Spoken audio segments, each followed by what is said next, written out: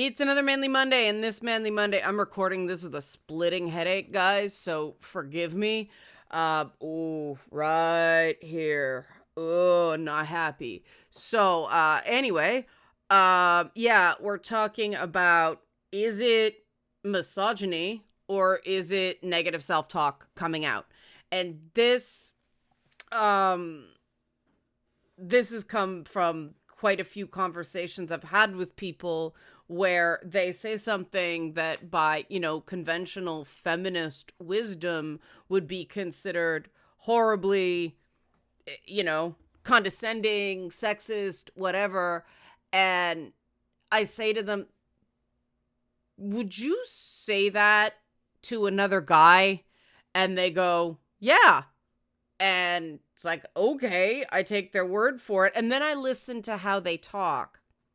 And they are real jerks to other people, but they're worst to themselves.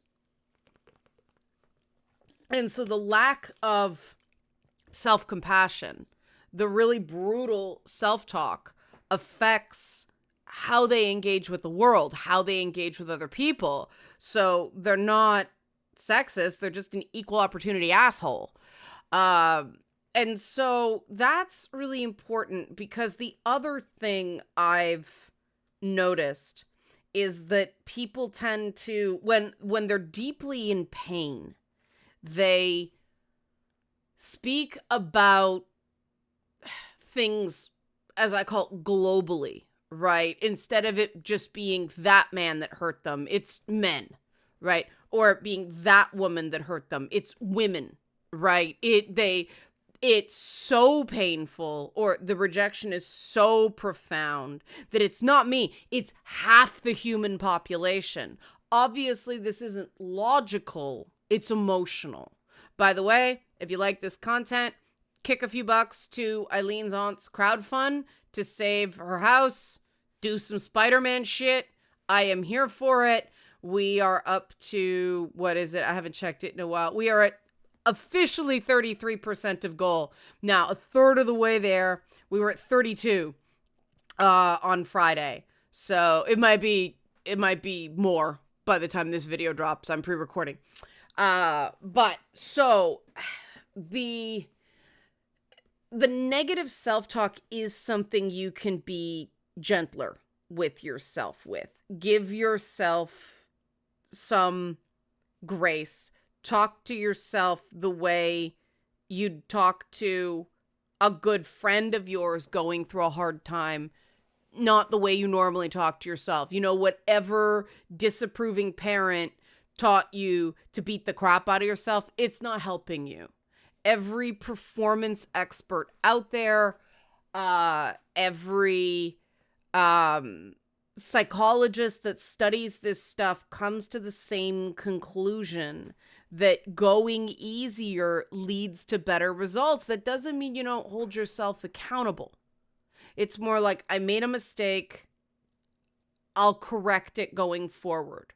Not, I made a mistake, I'm an idiot, it's never going to work, it's hopeless, right? These are two very different stories about the same set of events.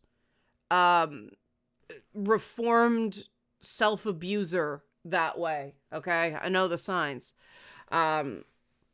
But it can be really tough because you feel like you're letting yourself off the hook. Here's some incentive to be kinder to yourself. Because when we lack self-compassion, we're less resilient. We're less good at absorbing the slings and arrows of life. And so when something does make us feel embarrassed, blamed, shamed, in pain, whatever,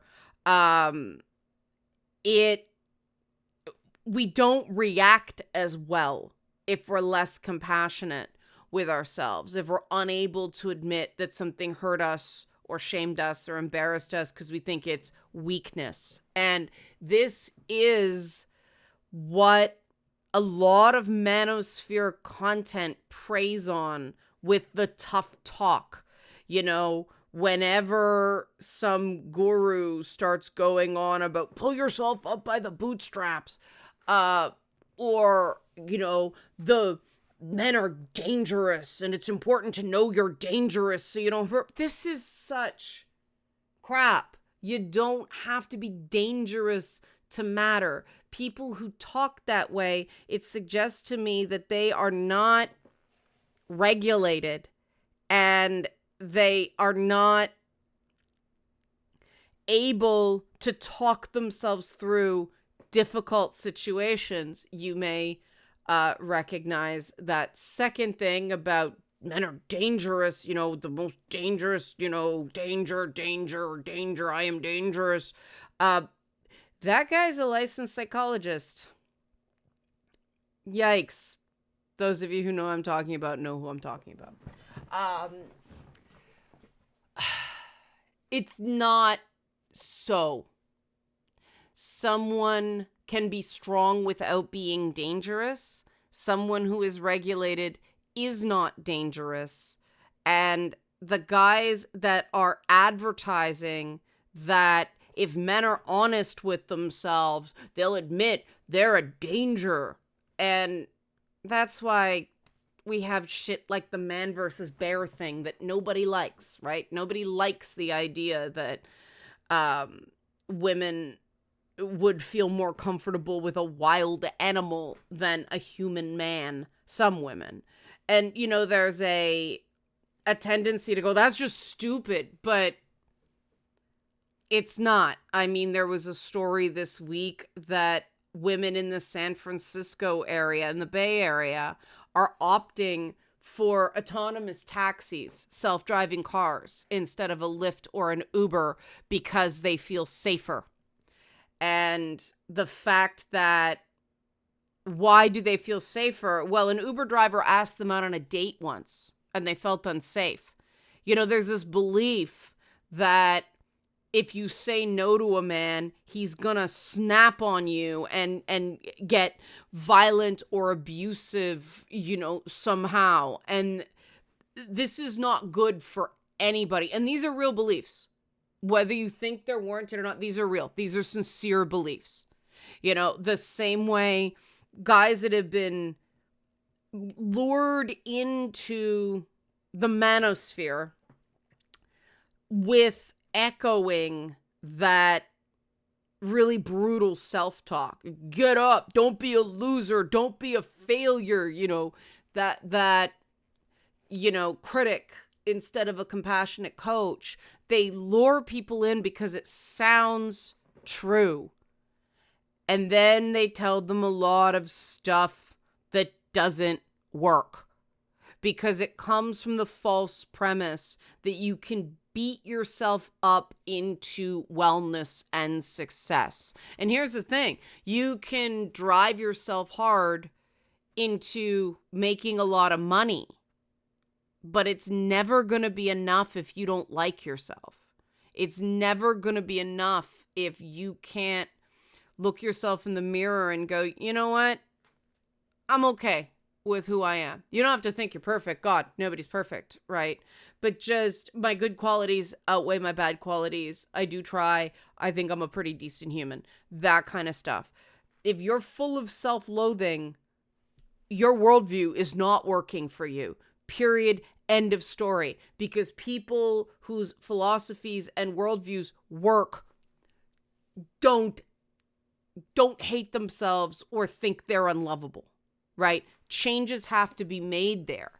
And it isn't going to be the car. It isn't going to be the money. It isn't going to be the trappings of wealth that make you happy and make you desirable to people who will treat you well.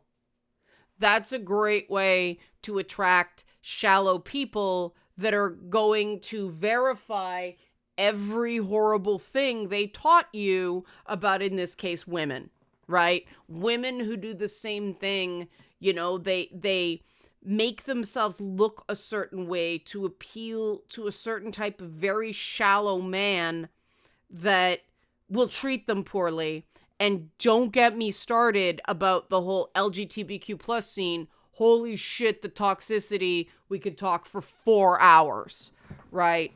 And the lesbian scene is equally but differently toxic to what gay guys do to each other. It's just the number of really attractive, young adult guys who think they're ugly because they've bought into this, you have to hit a certain physical standard to, because it's the clubs. The clubs are meat markets, Grinder and all that shit. But and online dating is a great way to go nuts. Online dating, it is a tool. It exposes you to a database of other humans. It may increase your opportunities to meet people. It may not. If you're one of those guys that somebody needs to get to know you to see, what you bring to the table, online dating is not going to be a great experience for you, right?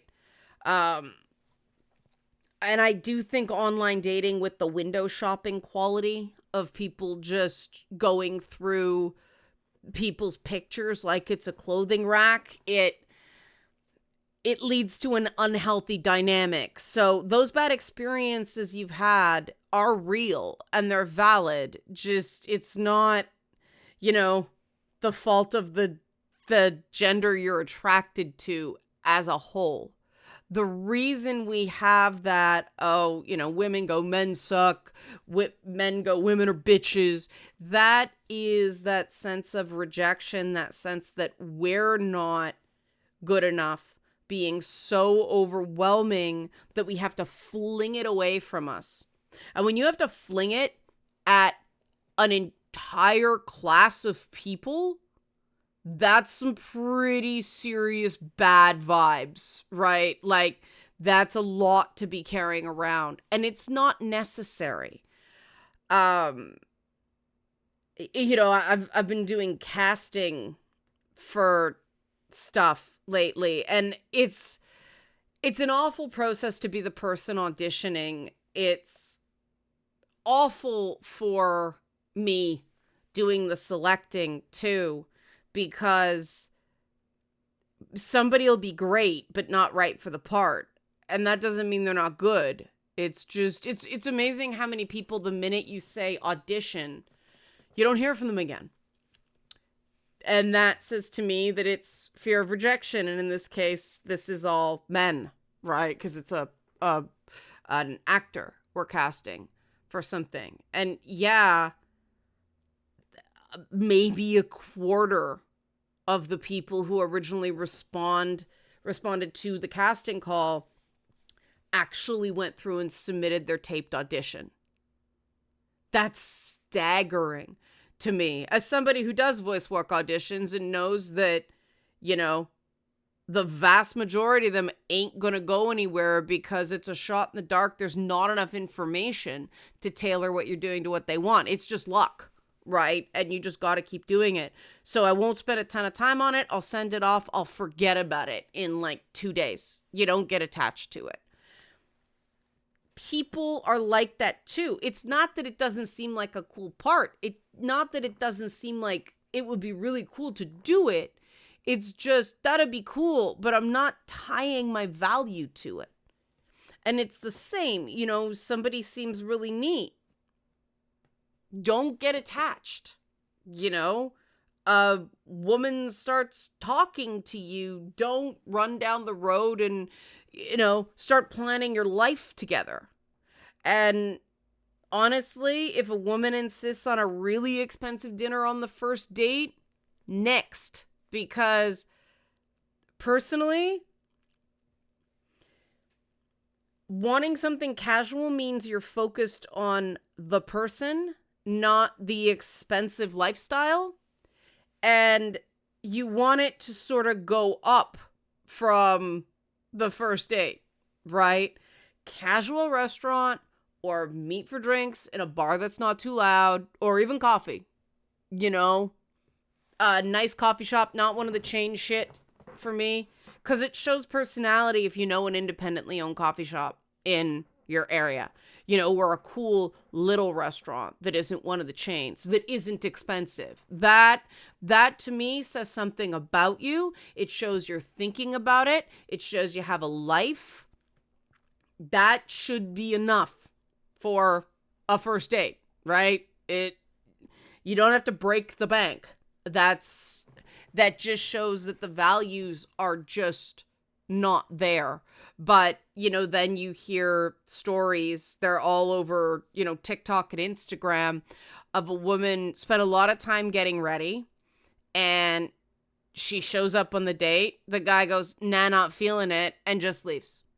So men are assholes too in the dating world.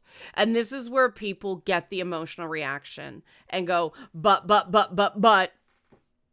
this thing I saw on the internet says science. Nothing that reduces somebody to one element of them as a person is going to do great things for you. We can talk about the societal pressures on men and women. Sure, we can do that, but some people are going to successfully buck that trend. Some people are not. So if you're making massive assumptions about half the population and then only seeing someone as real who fits that preconception, you're filtering out a lot of cool people that might surprise you. But I get it. It's self-protective. And there is, we talk about risk immune states and the mindset, the goal setting going into this stuff. Realistically, you go, you have one nice time. It doesn't have to go any further than that. And you may not want it to. Get off that idea of the girlfriend. You want a girlfriend. That's toxic thinking. You want someone who's going to treat you well, not the status of being part of a couple. That's really, really important so you don't get taken advantage of. Because if you're so connected to the role, you'll miss things about the person. They teach you in business, any meeting you do, you show up, I'll just hear what they have to say. Be prepared to walk away. Don't get so attached to the idea that you'll do anything to have it. Let it cool down. Let reason. I'll think about it. Give me, they'll try to do, this is a timed offer. This is a 24-hour offer. This is a 48-hour offer. Don't, people high pressure you like that. Something's up. Now, sometimes it may be like in the case of this casting thing I'm doing, okay, we have to make a decision by this day. That's just realities, but it's not like instant answer now, because what that pressure does, any sort of pressure that way, it takes you away from doing what's best for you, knocks you off your game, and then you're more likely to have a bad experience. You gotta be prepared to go, don't go, nah, the minute you see her. Ladies, if any guy ever does it, not many women watch these, but if any guy ever does that to you, if your female friend says some guy did that to her, that guy, he did you a favor. Like, that's just, behavior. That is more like casting than dating. And women do it too. Some women can be incredibly cruel because they're insecure too. And if you are so full of sadness and fear and rejection and guilt and shame and rage that you are centering the worst people in a given group, you're going to sound like a bigot. Right? Like, but that's your own insecurity talking. And it's true of everyone. When women start going, men are this and men are that and all men are predators, that's their own bullshit. That's them deflecting, just like I'm talking about men doing it. So whatever, bye, next. And that's when the fear kicks in, right? Well, what if they have power over me? What if they have control over me? Like, what? That random person on the internet is going to get a law change, so you're forced to do something or banned from something? Really unlikely, right? Very unlikely to happen. And it's just that we all have things that hurt to hear. We all have things we're afraid of. And when we hear them from an external source, it feels more real than real because we're so afraid of it. And trust me, we all have them. And, you know, I've had situations lately where some people were doing the button pushing, you know, the floating around, the most common things to say to somebody to shut them down.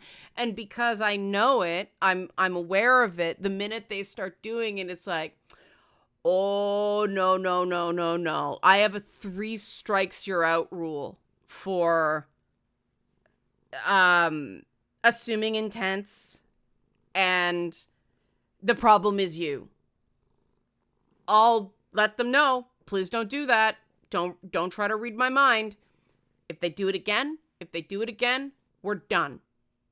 These rules, these boundaries are very, very important so that you have the resilience, you have the strength to not have rejection and fear and pain burn you so badly that you have to fling it away.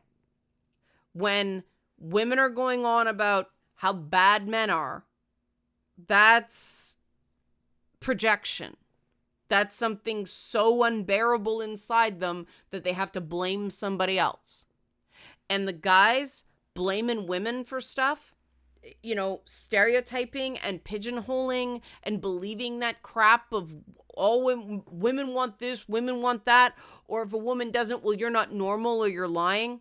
That is them needing more order, needing more certainty than the world actually provides. And that's a sign that somebody's afraid, you know? And then when they're just, you know, making nasty comments about the opposite gender for whatever reason, that's a them problem, not the people who are on the receiving end of that. There's just absolutely no reason. If you're like, a lot of feminists do that. Yeah, they do. Just because someone subscribes to what may seem on paper like a good cause does not mean they're a good person. There's a lot of shitty people in activism for all causes. Having an identity based on a movement or cause does not mean you're right. It does not mean you're a good person. Good people, you know, if they get a reaction they don't like, if the people that they're speaking to have a bad reaction, well, then they'll change their approach, right? Because they want to be effective. If they double down, well, then they're just looking to hurt you. They may not even realize it because they're so running from their own misery. But so it's not necessarily deliberate. I think a lot of the man-hating that goes on in feminist circles, especially, you know, with survivors of abuse and assault, I really think that the painting all men with the same brush is them not having dealt with their own internalized guilt, blame, and shame. And they're just flinging it. It's just easier in the short term to go, all men are bad, than to recognize, you know, that one man fooled me. I lowered my guard and but that's on him, right? And of course people want it to never happen again. That's why people get traumatized and they shut down. But understanding that that's coming from a place of, pain and fear and shame helps it sting less when you hear it. And it means they don't center, when somebody makes a crappy comment about Black women in Star Wars, for instance. I know that's not the average Star Wars fan because I know plenty of them. It really concerns me when people start being persuaded by that stuff because it's so loud, because that's a minority. And, I don't think that those people should get any attention. The problem is the poor actress is on the receiving end of that, hurts and wants support. But talking to her privately and going, they're assholes and they're a minority, they just know they can get cheap attention by being an asshole on the internet, is way more effective in making her feel better, making her feel like it's not her fault, making her feel like it's not a threat, than making some big, bold statement that just encourages more of that shit to happen because, well, somebody got you to react outwardly. Curse them behind closed doors all you want. Trust me, everybody does. But it's the same, right? The more you have unbearably bad feelings, the more of that bad shit you're going to fling into your environment. And that's going to start coming back on you. And it's much better to go, look, it's some. It's not all. And those aren't the people that I want in my life. And does that mean you're going to have to move on from, 80 to 90% of people on the planet? And you're going to have to deal with some people for the purposes of work that you might not be able to stand? Sure, if you can respect their work, if they're not doing anything to you that you just don't like them for whatever reason, that's fine. If they're being abusive to you, no, you don't have to take that, right? You never have to take abuse. People can be angry at you without being abusive. People can be frightened without being abusive. Now, people who are reacting from a place of blame and shame, they tend to be abusive because shame is just one of these inherently unbearable states. This idea that you're somehow undesirable or unlovable. That's a terrible thing to feel. I've been there. And yeah, you end up seeing the world through like nightmare goggles. And everything seems dark. Everything seems bad. The people who are bad to you are normal. If you're wondering what the hell I'm doing, Scout just pushed my clipboard into my lap. I was moving it over. Thanks, Scout. He was in my lap until just now. You may have noticed me surreptitiously doing his nails because he was stabbing me. Now I have 5 cats. Not all of them do that. Scout is special in this way, right? Scouty, Scout, and Zelda are the ones to do that. But that's the thing. As a general rule, generalizations will get you likes on social media, but social media is not life because you're getting the intensity of the negativity and the quiet, like the silent people looking at that and going, they're an asshole. And that's, so what do you do? Because, you got to feel the feelings. Don't do it on social media. Really, don't do it on social media. And if you're basing your worth on rage clicks, I mean, to me, that's a living hell. And there are other ways you can get positive attention. If nobody's giving you any positive attention, it could be your environment. And the best thing to do is move on from that environment. instead of just being part of the blame and shame spin cycle, flinging it out, hurting people. Those people then get unbearable, fling it out, hurt people. This is the whole culture war. Most of it, most of the culture war is these people. Like the top 10% are a bunch of legitimate grifters, but most of it is just people who are hurting really badly. So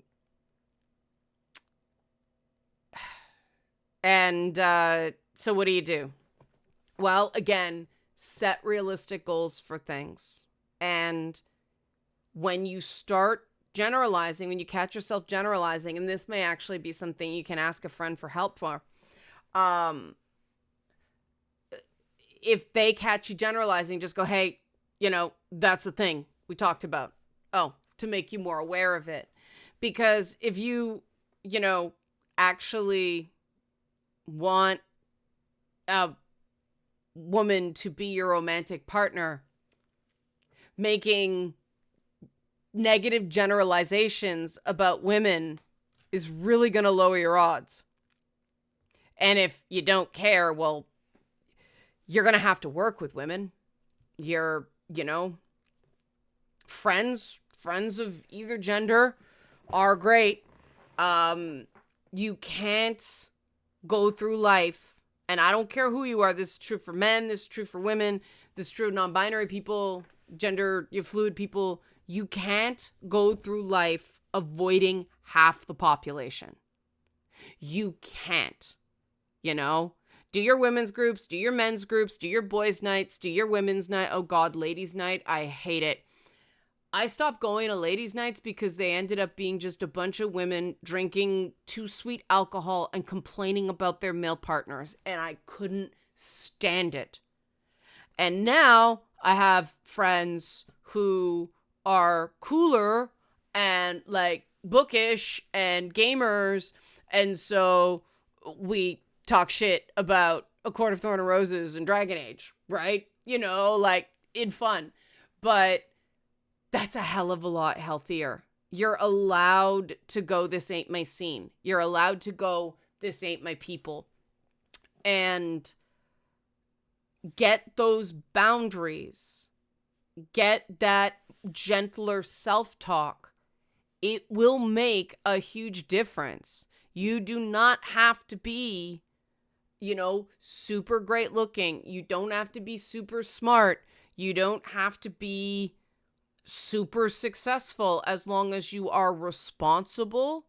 You pay your bills and you're considerate, right? That's it. And then, working on the Riz is probably the one thing that you can develop if you want to up your odds, because then people get to see the cool parts of you sooner. And the way to do that is get out, be around people, socialize, ask people for help. Now, be careful about how many people you ask, because you can get overwhelmed with advice that's going to be contradictory. But we learn to navigate people through navigating people. And that can suck. But that's why we started the Discord. That's why we have this community, so people can ask, people can learn. And I know you can do it. I know you can do it. There is hope. You don't have to be so hard on yourself. All right, Eileen's Aunt's crowdfund. Let's do this. Let's make it happen. The house has survived 2 hurricanes now. So it's still hanging in. Apparently the city has put pumps down to get the water. So another house on the street apparently collapsed. This one's still standing. So we can do this. Okay, everybody. Thanks for watching Manly Mondays.